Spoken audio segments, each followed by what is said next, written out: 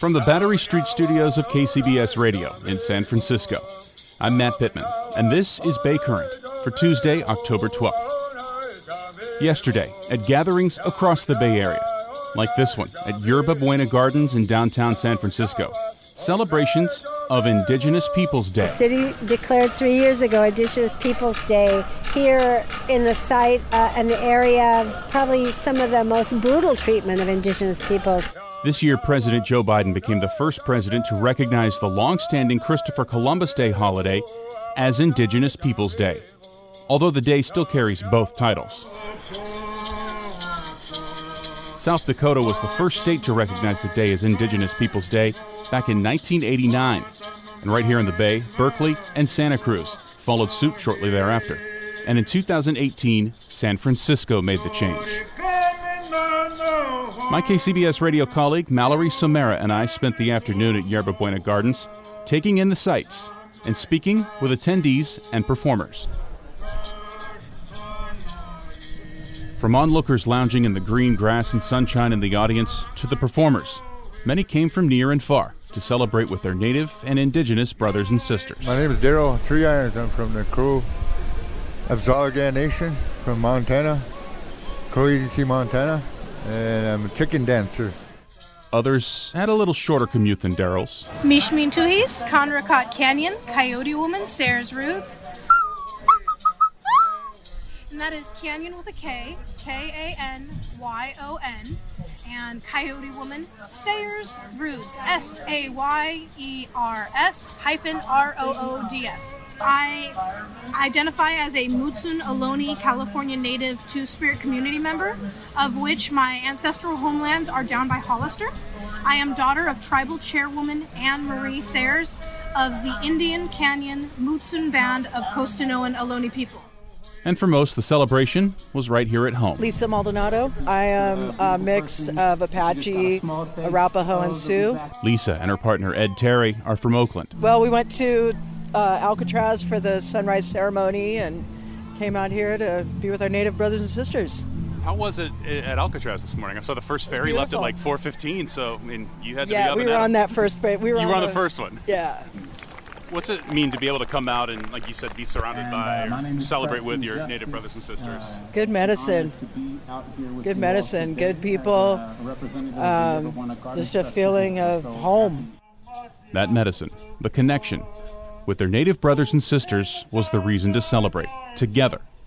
This is Amaya. It's definitely an honor to have been able to been a part of, and welcome here in the Ohlone territory, to know that, so many peoples have come together, to really remember our ancestors, to really lay down that medicine, because we all carry it. You, me, McCann, we all carry medicine, and we bring that when we come to places like this. And Yapapade calls us to be in places like this. Creator calls us to be here, so there's a reason for that, And as a mother, I think first and foremost for my children, that we too can pave a way for them to be able to come here in years to come, so that carries on, that good medicine carries on. And to know, kind of coming back from the island, I was very fortunate to have been able to stomp with the Round Valley feather dancers. I'm a dancer, and it is such an honor to know that I could lay down my medicine along with everybody else and not stay there, and to really think about the people that came before me who left theirs also. But gathering to see friends with whom you share a special bond was only part of why gathering was so important. It's a message we heard throughout the day. Again, here's Mishmin. Today I have an educational booth where I simultaneously am offering mini zines that are available on my website for free as handouts, as educational materials to help people learn about Indigenous protocol. What does it mean to acknowledge the native lands that we are on? And I also have designed a coloring book in my ancestral language, of which just helps remind people that language might be dormant. Never say it is dead, because that continues cultural erasure, and that language matters.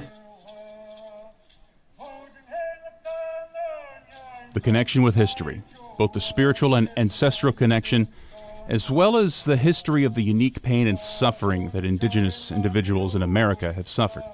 Mishmin says the two must be connected so that history can inform the present and the future. gathering to pay respects to that history. Gathering to pay respect to that history and celebrate the survivors and their culture. That's what Indigenous Peoples Day is all about. Native peoples have been drastically and deeply impacted by settler colonialism, of which our education systems have done us a disservice in regards to honoring truth and history.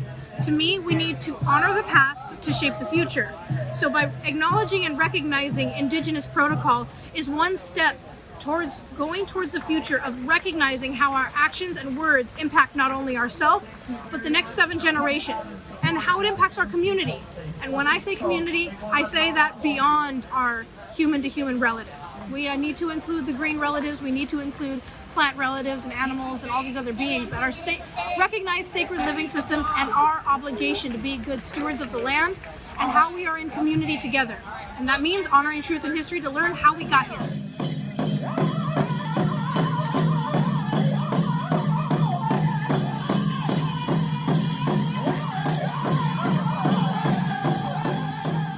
The traditional performances, through song and dance, carry on the memory and legacy of those who came before, those who faced unimaginable tragedy, terror, and hardship. But they also carry on the traditions and culture for today's generation and tomorrow's. You heard from Daryl a few minutes ago. He's from the Crow Onondaga Nation in Montana. To see Daryl and his group of performers in person, it's a truly breathtaking, beautiful sight. Head to toe in traditional dress, covered in beads of every color imaginable, elaborate feathers, touched with bells. All of it combines to bring their performance to life. To see it in person was beyond impressive. I've been chicken dancing for about 20 years now. Wow. But before I was a crow dancer, so I learned from a young age, about 5 years old. So today my age is 50 years old, so I'm still dancing today with my grandson. My grandson's here with me. We came for the powwows here, so we're having a good time and came to give everybody a good show today. That's amazing. So did you guys come all the way from Montana? Yep, we drove 23 hours over here. That's incredible. Yeah. Welcome to San Francisco. Yeah, thank you. So is your grandson performing with you? Yep. He's the traditional dancer right there. What, the one? The small one? Yeah. The small one right there? Yeah. Oh, that's who you're taking pictures of, I see. Yeah. And tell me a little bit about chicken dancer. Prairie chicken dancer mocks a prairie chicken. And he's... remember how in the wild they go and show off in front of the hens, the ladies, and they come back and they show off and move their feet, and that's how we dance like that and go, we dress the best we can and dance the best we can and for the ladies. I'm just kidding, but for the audience, Sure. What is the significance of that in your tribe and your culture? My tribe is my tribe is Crow. And the dance originated from back in the 1900s or whatever, back 1800s. It was called a different Teachka. It means hairy chicken. But Canada, we have some people that moved to Canada back in the day, so they took it up there too. So they claimed it too. So the Blackfoot tribes. So that's really cool. Yep. So obviously you're coming from Montana to San Francisco for this year's Indigenous Peoples Day. Where else have you been able to travel and perform? Oh, we danced all over North Dakota, South Dakota, Minnesota. Me and my grandson go all over. This is about the 15th powwow this year. This year already? Wow, that's great. Yeah, we go home on weekdays, and now we have to go back home again for going to school, so you can't miss too much school. The most important thing is education. You can always dance after education. Yeah. You've got to go. You've got a performance to get to. Thank you so much for your time. We'll enjoy the rest of your time in San Francisco, and happy Indigenous Peoples Day. Yeah, thank you for having us, inviting us here. You bet. You bet.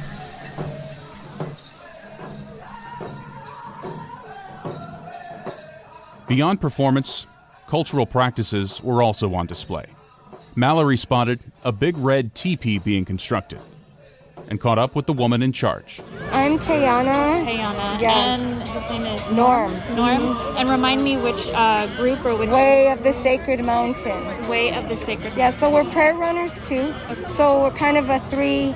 We have the Red Teepee Healing Project. Then I'm a prayer runner, so we offer prayers, and our vision is to offer that good medicine to our youth, right? So that they learn how to They learn how to recover from this trauma before it starts taking on bad expression in their life, and they find other ways. So returning them to the land, teaching them to run, how to run in a good way, and honor those prayers. I think any time that we honor our ancestors and that we are being, and we're gathering as a people from all different tribal nations, from all different territories, I think it's medicine for us. And so in that time that we get to share, in Alcatraz this morning, we all stood together and watched the sun come into the sky and rise. And it's very symbolic of who we are and our resilience, despite the historic traumas that we've endured and through from settler colonialism, from first contact. My partner Norm had a vision, and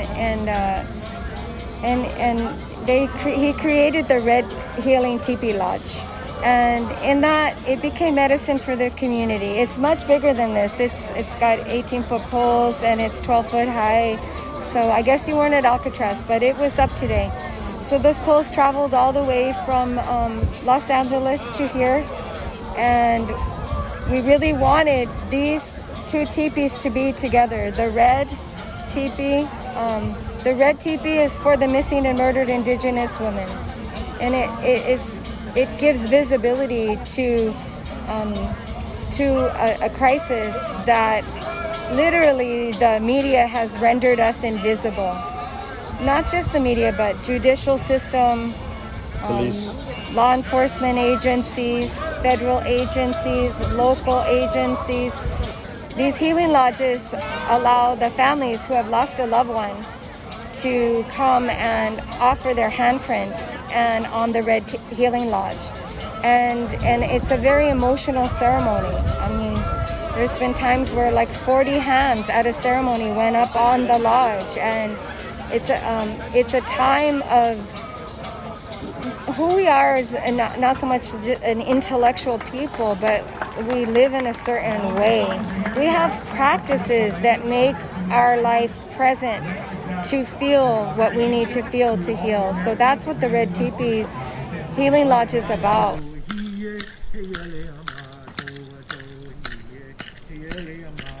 Thanks to my colleague Mallory Somera, and to everyone at yesterday's Indigenous Peoples Day celebration for your hospitality and for sharing so much with us. And thank you for listening. Subscribe to Bay Current on the Odyssey app, Apple Podcasts, or wherever you listen. I'm Matt Pitman. We'll chat with you tomorrow.